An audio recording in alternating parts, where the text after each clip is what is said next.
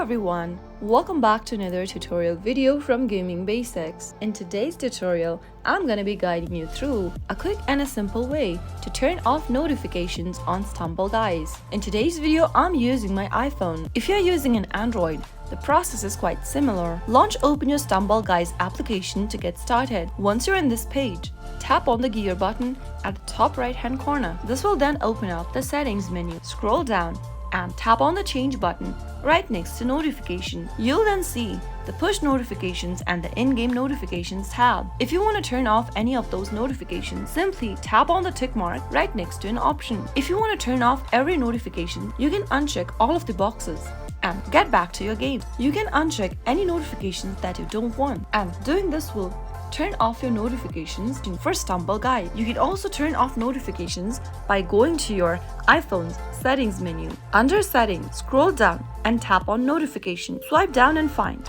the Stumble Guys application. If you've enabled notifications for the app, simply toggle off the button right next to allow notification, and this will then help you turn off notifications from your Stumble Guys application. That is how it can be easily done. If you found the video to be helpful, go ahead and give us a thumbs up. Don't forget to subscribe to our channel by hitting the subscribe button.